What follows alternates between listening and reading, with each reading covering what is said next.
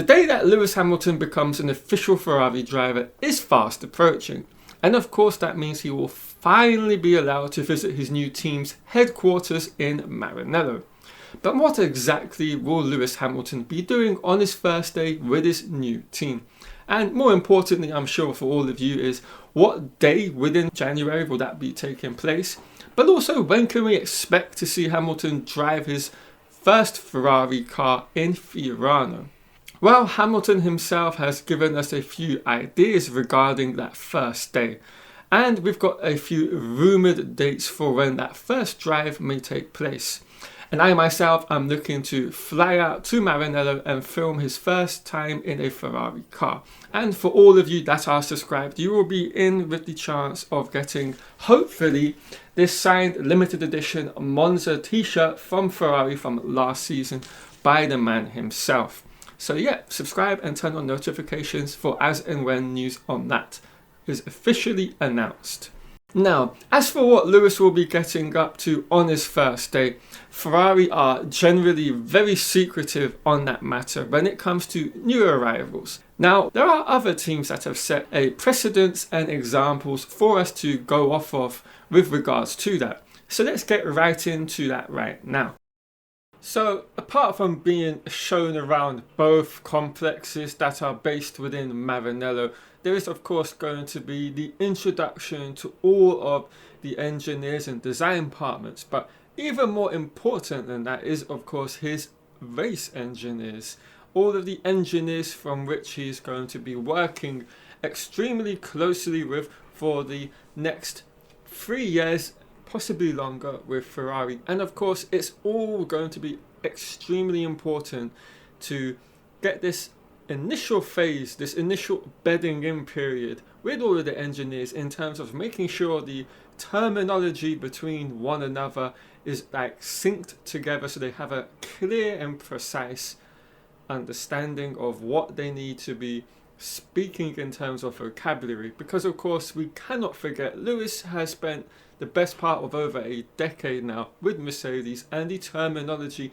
between Ferrari and Mercedes is very much a different kettle of fish.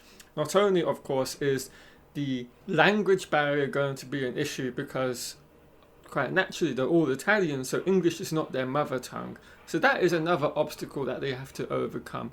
And it's all about making sure that they have this right bond and the right relationship with one another. And of course, this is going to be very important once we get to that first run in a Ferrari car at Fiorano later on in January.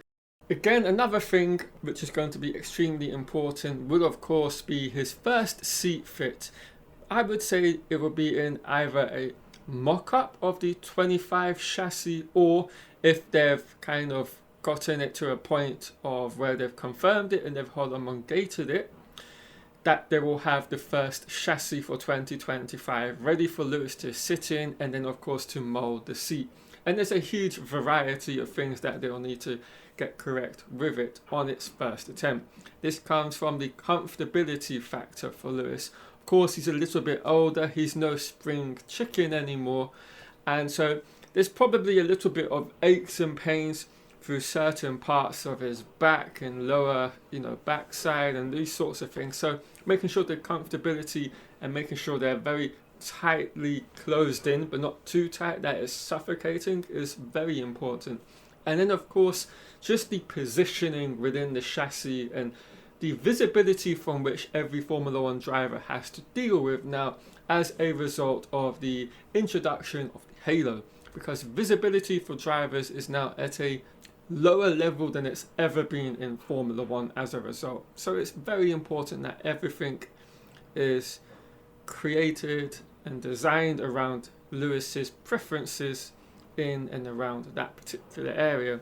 Now, sticking with first time things within Ferrari, another thing which I'm sure a lot of people will be interested in, and potentially if you've been around Formula One for long enough like myself, you will remember when Lewis joined Mercedes, he asked the designers to come up with a specific different steering wheel for himself over that of what the team had been using for the previous seasons there. And this was in two factors. One was the button layout of his steering wheel. He wanted a more simplistic design with less buttons from which to have to make changes. But second of all to all of that was the actual thickness of the steering wheel as well. So if you see on the screen, you will see his design versus that of Rosberg's, the original design that Mercedes have, and you will notice there is a vast difference between the two. And I think this is something Lewis might be pushing for, but there will be an additional issue with this. And this is, of course, all to do with the budget constraints as a result of the budget cap. Now, I don't know if steering wheels would fall under a budget cap, but I presume that they do. So that may then have an issue of only being able to adjust the buttons and the layout of the design on there for Lewis. I don't think they would be able to completely redesign a whole steering wheel specifically for him. But let's see what happens on that aspect. And then, of course, another hugely important thing that they will be going through on that first day is meeting all the head designers and engineers for all of the departments within the 2025 Ferrari project. And this will, of course, cover absolutely everything to do with the 25 car, from the chassis, from the suspension settings, from the levels of downforce that they produce, the targets that they'd set for themselves, whether they've hit the targets or not.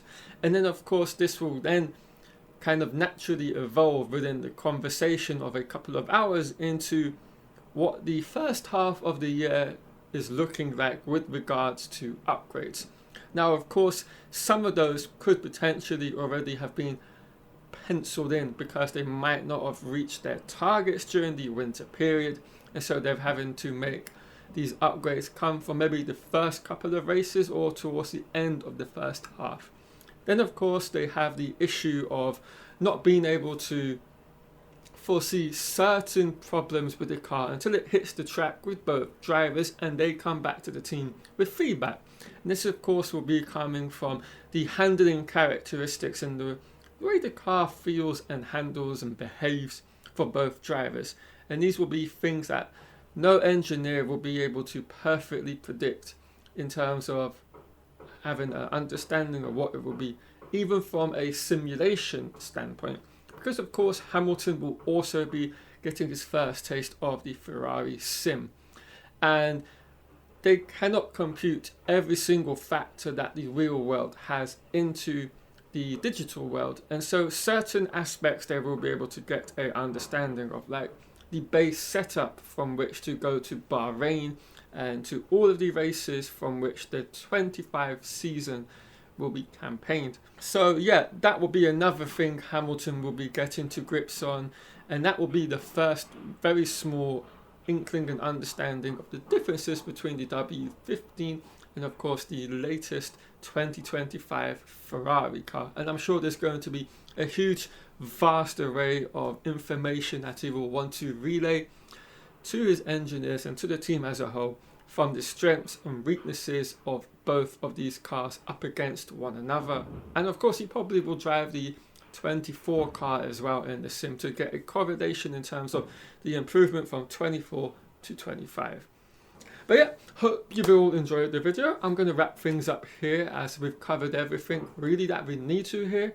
If you've enjoyed it, which I hope that you have, do of course leave a like on the video, and of course comments with regards to this in the comment section down below, and turn on notifications and subscribe if you're new.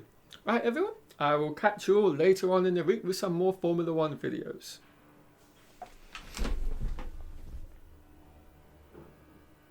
No, are you fucking kidding me?